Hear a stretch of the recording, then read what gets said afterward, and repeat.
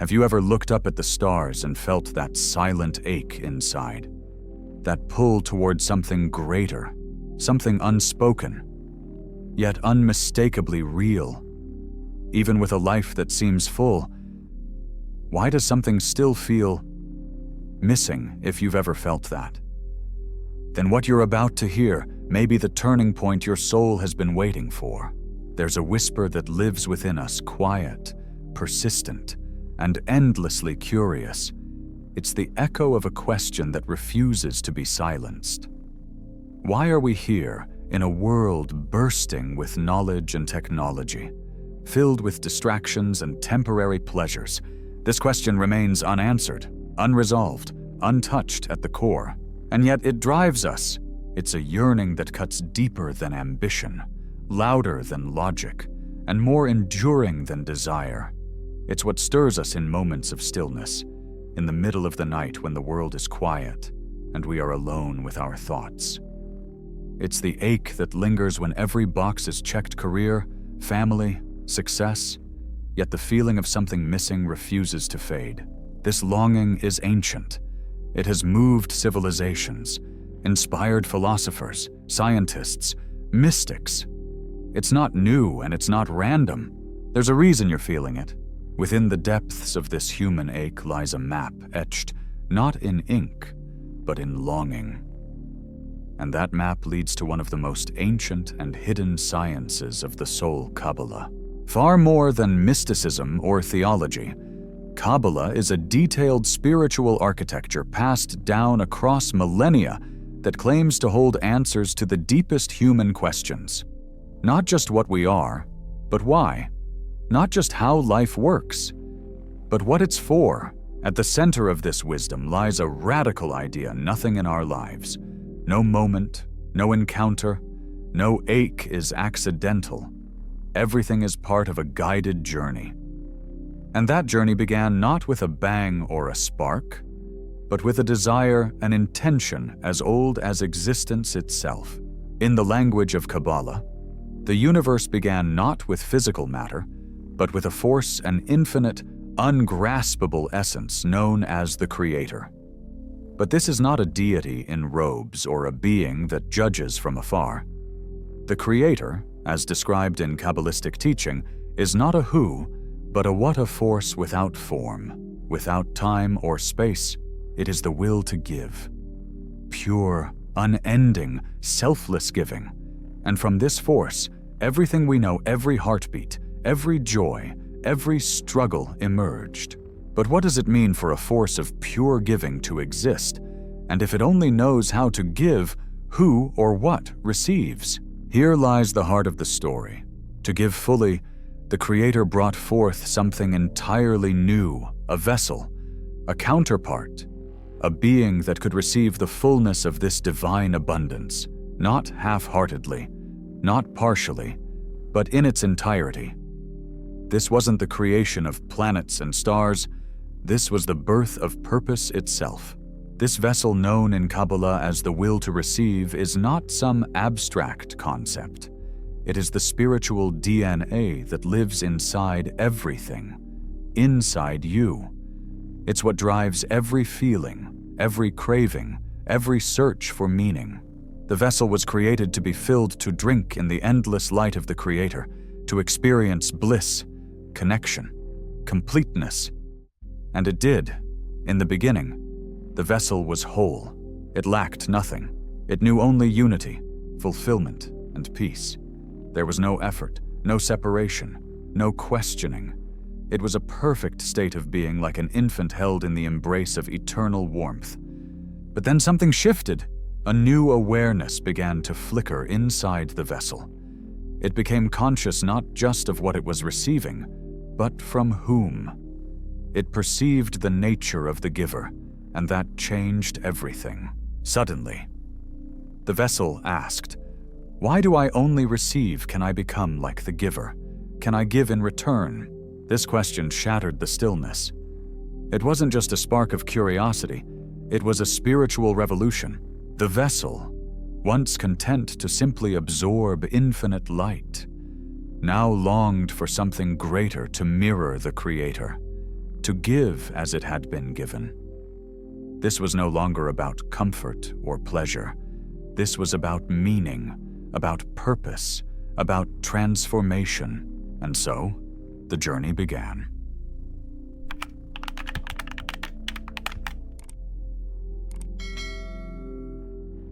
Imagine a love so boundless, so overwhelming, that it creates for the sake of giving alone, asking for nothing in return. That is how the journey of all existence begins.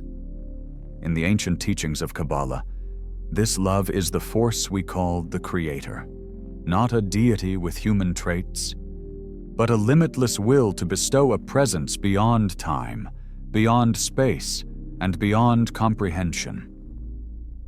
The Creator doesn't possess form or ego. It doesn't judge. It gives infinitely. And from this infinite giving came one thing: the desire to receive. A vessel, a creation, not as an object, but as a counterpart, an exact opposite. The Creator gives, the vessel receives. Two forces, one relationship. This was not a collision. It was a perfect harmony, a spiritual equation written in the language of intention.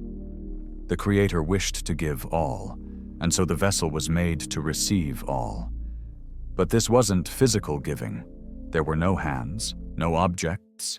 It was an exchange of pure energy, an embrace between two forces, united in divine purpose. The vessel was filled with the Creator's light, an all-encompassing pleasure beyond anything our minds can imagine. In this state, there was no separation, no lack, no hunger. It was complete. But, and here is the pivotal point, it was passive. Receiving without giving back is easy. It's warm. It's safe. But eventually, it becomes hollow. And that's exactly what began to stir within the vessel. A question, a restlessness, an awakening. The vessel became aware of the endless giving, aware of the one who gave. And in that awareness, a profound yearning arose, not to just receive, but to become like the giver. This was the spark that set the entire universe into motion. The vessel's desire evolved. It no longer wished for pleasure alone. It wanted to give. It wanted purpose. It longed to return the gift.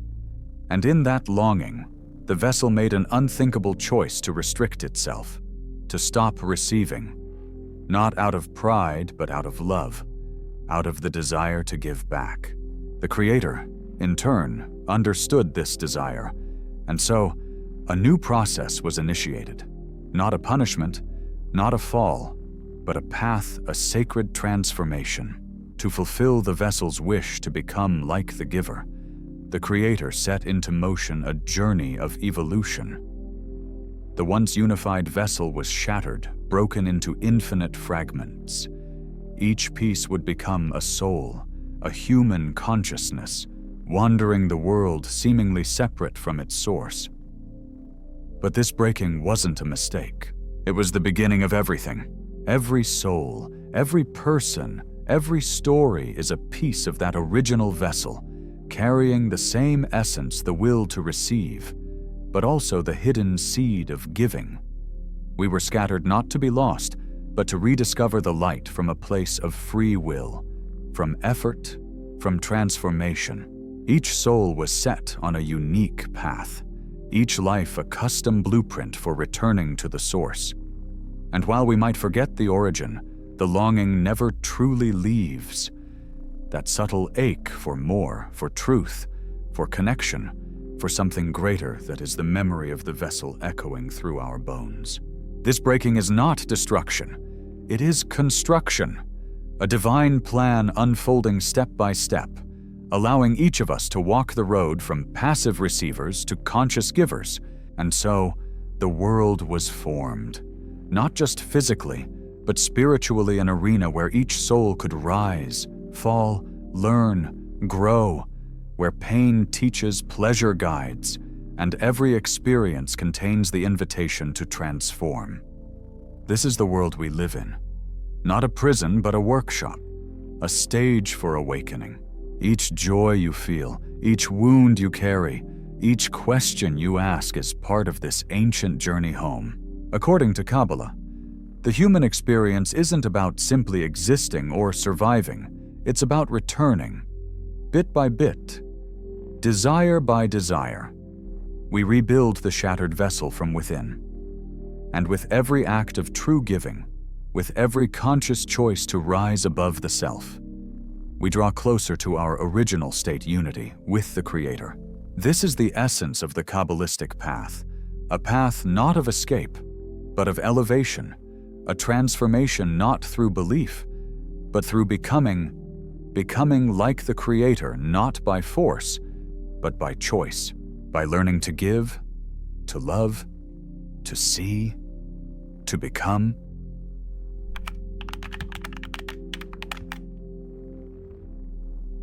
Before the stars were born, before the cosmos was painted across the heavens, there was unity, a singular, boundless light. The Creator gave without limit, and the vessel received in perfect harmony. But within that divine symmetry, a tension arose, a holy tension. The vessel, aware of the overwhelming goodness it received, yearned not to be a passive participant, but an active partner. It longed not just to feel the light, but to be the light. That yearning, pure, selfless, and bold set in motion a transformation unlike any other. In response, the Creator broke the vessel, not out of anger, not to punish, but to honor the vessel's desire. A divine shattering, intentional and sacred, scattered the once whole vessel into countless fragments. These fragments became souls, each one a sliver of the original, each carrying the same essence, the same desire, and the same hidden spark. And so, the grand journey began. Every soul was cast into its own path, its own story diverse, winding, rich with experience. But within each one, buried beneath the surface, lay a yearning to return, a whisper of remembrance, a magnetic pull toward something once known but long forgotten. This is the origin of the human soul, not a product of biology or randomness, but a fragment of divine will. You are not broken by accident. You were broken to become. The world we live in now, with all its chaos, beauty, heartbreak, and awe, is the carefully constructed environment where this journey unfolds. It is not random. It is not meaningless. It is the sacred terrain where souls learn how to transform. And what do they transform? Their deepest nature. Each soul begins with a will to receive, to survive, to enjoy, to accumulate. It is natural. It is part of the design. But the spiritual path, the journey back to wholeness, is about refining this will, not erasing it, but elevating it, turning it from self-centered desire into a yearning to give, to unite, to create harmony. This process is not simple. It's not easy. It takes lifetimes. It takes pain. It takes courage. Because the will to receive is strong, it manifests as ego, pride, greed, fear. It seduces and deceives. It tells us we are separate, that we must compete, dominate, isolate to survive. But these illusions are the very challenges we are here to transcend. They are the training ground for the soul. In the Kabbalistic view, every challenge is a classroom, every heartbreak, a teacher, every joy, a clue. The obstacles we face are not flaws in the design, they are the design. They are precisely what we need to evolve from fragments into fullness. This world is the workshop of the soul. The more we begin to recognize the echoes of the Creator within our experiences, the more clearly we see the path before us. We are here to become like the giver, to transform ourselves not by suppressing who we are, but by aligning our nature with that of the divine. And so, the question is not simply, what do I want from life? The real question is, What does life want from me? Kabbalah teaches that every soul is given a unique path, a combination of qualities, challenges, desires, and relationships. Nothing is random. Each encounter is a mirror, each emotion, a compass. Every person in your life is either a reflection of where you've been or a doorway to where you're meant to go. This path isn't about perfection, it's about participation. It's not about avoiding pain, it's about finding purpose through it. Because only through effort, through genuine inner work, can the soul reassemble what was broken. When we start to shift from taking to giving, from fear to trust, from isolation to connection, something extraordinary begins to happen. The pieces of the vessel begin to find one another. We remember what we are, and more importantly, we remember why we are. To return to the source is not to disappear. It is to fulfill, to shine with our own light, earned through choice, carved through experience, and guided by the spark that lives within. You are not lost. You are on your way home.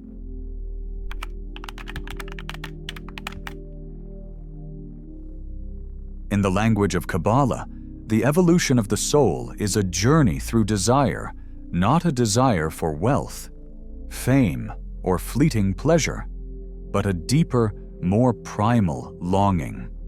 Desire is the engine of creation. It is the invisible flame that pushes a seed to sprout, a child to grow, a mind to wonder, a heart to ache.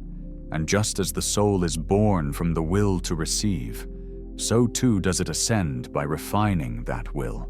This ascent happens in stages 4, to be precise. These aren't just levels of biology or classifications of nature. They are stages of spiritual awakening, steps on a ladder leading back to the source, known as domem, tzomiak, chai, and medaber inanimate, vegetative, animate. And speaking these 4 levels reveal the unfolding of consciousness from stillness to self-awareness. The first level, domem the inanimate, it is the quietest, most passive form of existence. Stones, minerals, mountains, planets, they endure, but they do not grow. They persist, but they do not change. Their desire is minimal, the will simply to be, to exist. This level represents spiritual stillness. A soul here senses something beyond, but cannot yet reach for it. It reflects a dormant state of awareness, a beginning. Then comes tzomiak the vegetative. Here, life begins to stretch.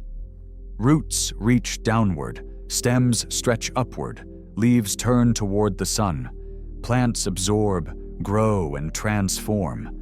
They respond to their environment, follow cycles, seek nourishment. On this level, desire expands. It wants more than existence. It seeks growth, expression, transformation. Yet, it remains passive in its path, bound by nature's laws, moved but not self-moving. The third stage is chai, the animate, the realm of animals. Here, life bursts into motion. Beings move of their own will. They chase, protect, nurture. They feel pain, experience pleasure, form relationships. Instinct is powerful here. Desire grows stronger, more urgent, more personal. This level reflects a consciousness that is aware of itself, that navigates the world with feeling and reaction. It has a sense of individuality, but not yet a sense of meaning. And then, the fourth level, medaber the speaking. The human, not just biologically advanced, but spiritually distinct. This is not just a new rung on the ladder, it is an entirely new kind of yearning. A human being carries all the desires of the previous levels, the stability of the inanimate, the growth of the vegetative, the survival of the animal, but also something more. The desire for purpose, the capacity for reflection, the longing for the infinite. Humans ask, "Why am I here?" We wonder, we question, we create. We seek meaning in suffering, beauty in chaos, truth beyond the visible. It is this level that mirrors the Creator most closely. The human soul carries not only the will to receive, but also the potential to bestow, to give, to love, to rise above instinct and act from consciousness. This is where free will enters. This is where the spiritual journey truly begins. But why climb this ladder at all? Because each level teaches us something essential about the nature of existence. Each level is a preparation for the next. The stillness of stone, the yearning of the sprout, the emotion of the animal, the awareness of the human, all are echoes of the same divine spark, unfolding in ever richer expressions. And yet, even on the human level, most of us remain asleep. We live driven by material desires, success, validation, comfort. But Kabbalah tells us that within each of us, there is a deeper seed waiting to awaken the desire not to receive more, but to become more, to give, to connect, to understand. This awakening often comes subtly. It arrives as restlessness, dissatisfaction, a feeling that something's missing even when everything appears to be in place. That ache is not a flaw. It is the beginning. It is the soul tapping on the inside of your chest, whispering, "There's more." This is the call to ascend, to rise beyond the animal, beyond survival and pleasure, and into conscious participation with the Creator's will. It is not a rejection of life, but a transformation of it. The same desires, refined, the same mind, opened, the same heart, deepened. Every level of existence, from dust to humanity, is a note in a cosmic melody. And you, as a human soul, carry the instrument capable of playing its fullest expression. You are not just here to live. You are here to awaken, to choose, to give, to become.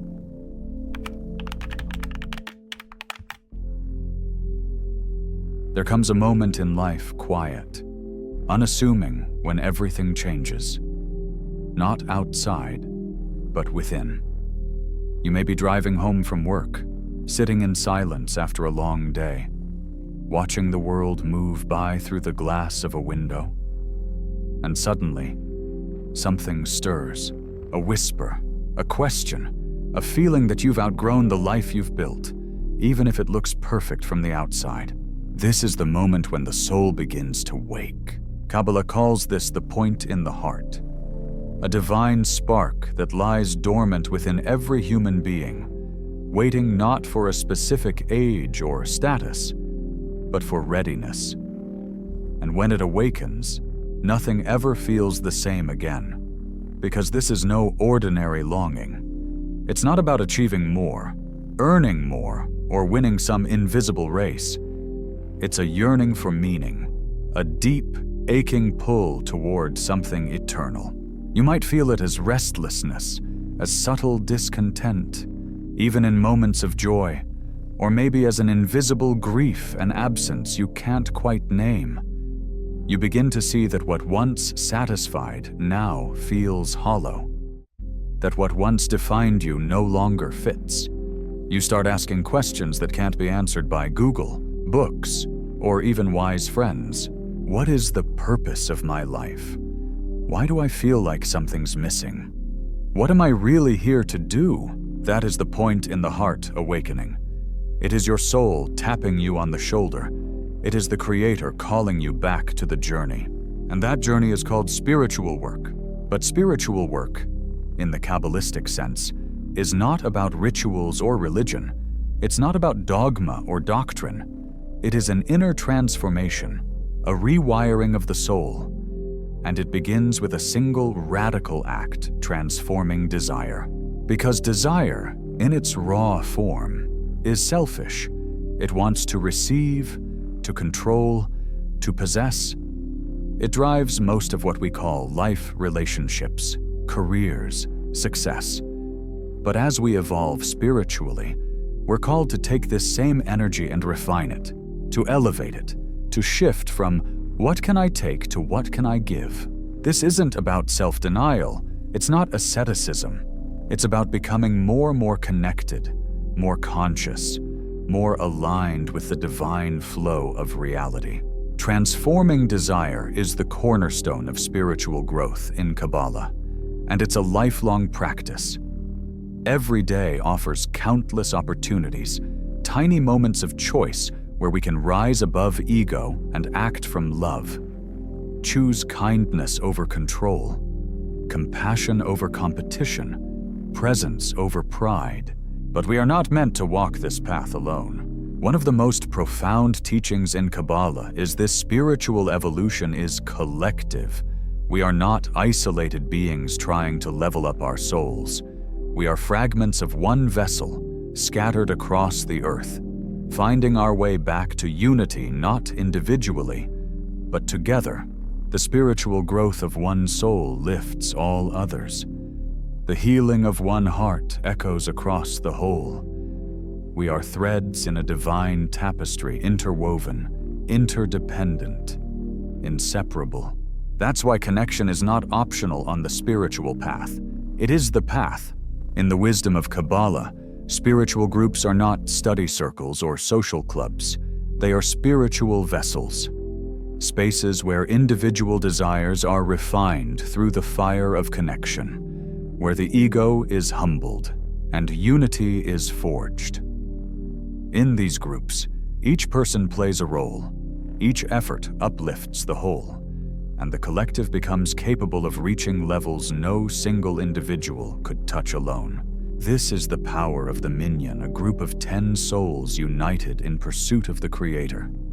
It's not a tradition, it's a technology, a spiritual instrument. Within that unity, ego dissolves, separation fades, and the light of the Creator flows. But this collective work extends far beyond formal gatherings. It happens in every relationship, every family, every act of empathy, forgiveness, or understanding. Every time you see another person not as other, but as part of you, you are engaging in spiritual work. You are becoming whole again, and as we reconnect with one another, we begin to heal not just ourselves, but the world. Every transformed desire sends ripples through the fabric of creation. Every act of unity mends a piece of the broken vessel. Kabbalah teaches that the world is not healed through policy or power, but through love, through millions of quiet acts of spiritual transformation, happening in homes, hearts, and hidden places. This is not a fantasy. It is a process, and it is already underway. The point in the heart is awakening all around the world in people of every background, every faith, every nation. It is a global movement of souls remembering who they are. And as each soul awakens, transforms, and connects, the light of the Creator becomes less distant, less abstract, more real, more alive.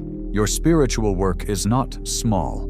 It is part of something vast, something ancient, something divine. And as you walk your path, refining your desires and reconnecting with others, you are helping to rebuild the vessel of creation itself.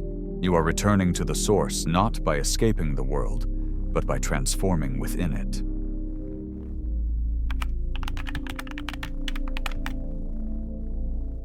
There's a secret embedded in every breath you take, every thought you have, every moment you live. Reality is not what it seems. The world around you, this vast, detailed, sensory-rich experience, feels objective, concrete, external. But Kabbalah teaches something startling. What we perceive as reality is not the world itself. It's a projection, a reflection, a mirror image of our internal state. You don't see the world as it is. You see the world as you are. This idea is not metaphor. It is spiritual law. And once you understand it, everything changes. Our senses are like filters. They shape and limit the light that flows into us. We believe what we see is all there is, but in truth, we see only what our inner vessel can contain. Fear, ego, desire, belief, these all color perception. Two people can look at the same event and walk away with opposite truths. Why? Because they're not seeing reality. They're seeing themselves reflected in reality. Kabbalists teach that the ego is the lens that fractures our view.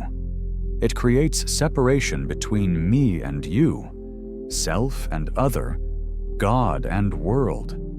The ego wants to define, label, divide. And it does this so convincingly that we forget it's a distortion. We start to believe the illusion, that we're alone, that life is random, that meaning is an accident. But all of this, every misperception is the veil. And the spiritual path is the process of lifting it. The more we transform our desires, the more refined our perception becomes. The world outside doesn't change, but our relationship to it does. Suddenly, pain becomes a teacher. Discomfort becomes direction. Even chaos begins to make sense. Because we're no longer interpreting the world from ego, we're tuning into its essence. This is the journey of seeing true reality. Kabbalah calls the ultimate reality Ein Sof, the infinite. It is the endless light of the Creator, flowing through all things, sustaining every atom, every soul, every breath. But it's hidden not because it's far away, but because we're not yet aligned to perceive it. Imagine life as an iceberg. The part above the surface is all we can usually see: events, forms, appearances. But beneath the surface lies the true mass, the energy, the purpose, the spiritual structure guiding it all. To live only above the waterline is to live in shadow. To dive deeper is to awaken. And this awakening isn't some mystical event. It happens in the everyday. When we choose love over fear, when we forgive instead of blame, when we recognize a spark of the Creator in someone we used to resent. In those moments, the veil thins, the iceberg shifts, and we begin to see more. One of the most powerful realizations in Kabbalah is that everything we experience is purposeful. Every joy, every heartbreak, every delay, frustration, or detour, all of it is crafted to help us return to unity. Nothing is wasted. Nothing is meaningless. The Creator doesn't make mistakes. When you begin to see the world this way, life becomes sacred again. And more than that, it becomes alive. You realize that what you call reality is actually a conversation, a dialogue between your soul and the divine. Each situation is a question, each response, a choice. Will you act from ego or essence? Will you separate or unite? Will you resist or receive? Perceiving true reality is not about seeing visions or accessing secrets. It's about deepening your awareness so completely that the ordinary becomes holy. The mundane becomes miraculous. The broken becomes beautiful. This doesn't mean we avoid pain. It means we see through it. We stop asking, "Why is this happening to me?" and begin to ask, "What is this showing me?" Because the world is always speaking. The Creator is always reaching. And everything can become part of our return. So how do we shift perception? Not by force, not by rejecting the world, but by refining our inner qualities, by practicing compassion when it's hard, by cultivating humility, by building connections that mirror divine love. As we change, so does the lens, and with it, the world we see. This is how Kabbalah transforms perception into power.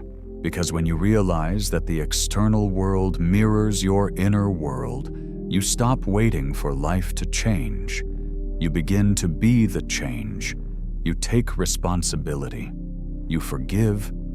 You act with intention, and as your vision clears, a deeper truth emerges: you were never separate.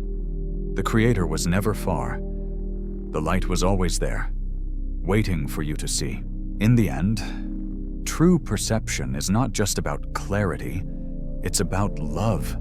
Seeing the divine spark in every face, hearing the music behind the noise, feeling the unity beneath the illusion of separation. And when you begin to live from that place, from that seeing, you don't just awaken, you become awake.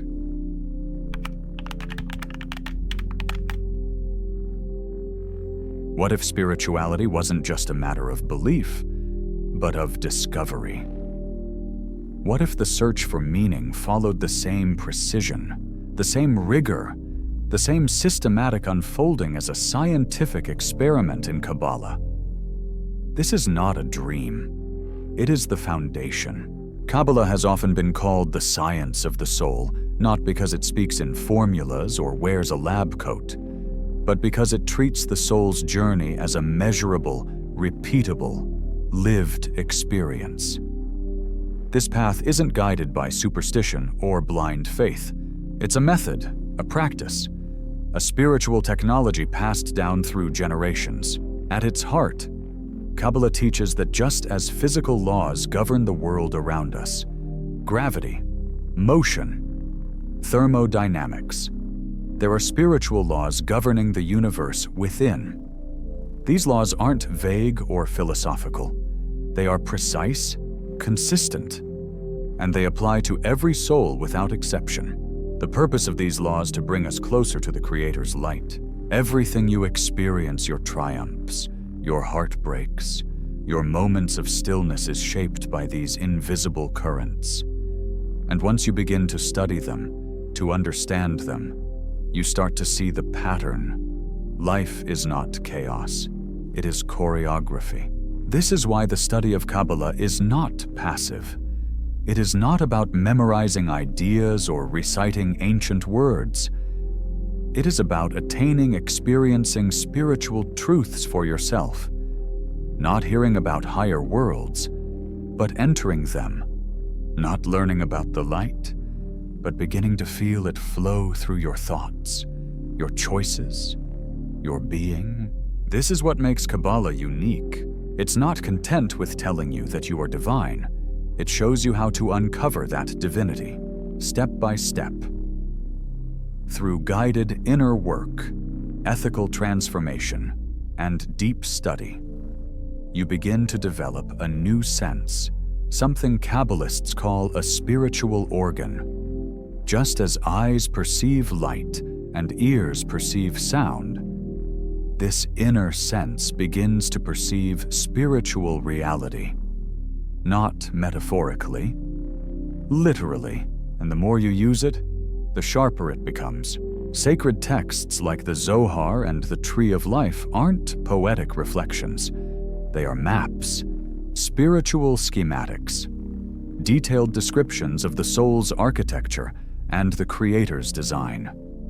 They speak of worlds beyond this one not as fantasy, but as coordinates, realms we are destined to reach, not after death, now, in this lifetime. Every practice in Kabbalah is meant to bring you closer to that encounter. Meditation, reflection, ethical living, conscious connection. Each one is a tool, and when used with intention, they do more than elevate your mood. They reshape your soul. You begin to align not with concepts, but with the will of the Creator itself. And here's the most beautiful part: it's not theoretical. As you transform, the world transforms with you. Your inner refinement alters your external experience. Peace finds you where there was once anxiety. Purpose floods into places where confusion used to live. Relationships become deeper. Meaning begins to rise from even the smallest details of your day. This is not magic, it's resonance. When you tune your soul to the frequency of giving, love, and unity, the world begins to mirror that tone back to you. And just like in science, your results are repeatable. The stages of transformation. The steps up the spiritual ladder are consistent. Kabbalists across generations have described them with uncanny precision. One's personal experience confirms another's. Insights are not private, they are shared, tested, passed down. This lineage forms the living library of Kabbalistic wisdom, a collective experiment in awakening. You are invited into that experiment, to become not just a seeker, but a researcher of the soul. Not just a student, but a co-creator. Your lab is your life. Your tools are your intentions. Your subject is your transformation. This is the sacred invitation of Kabbalah. To discover not what is outside of you, but who you truly are. Because when you look deeply enough, when you peel back every layer of ego, fear, and illusion, what you will find is not emptiness. You will find light.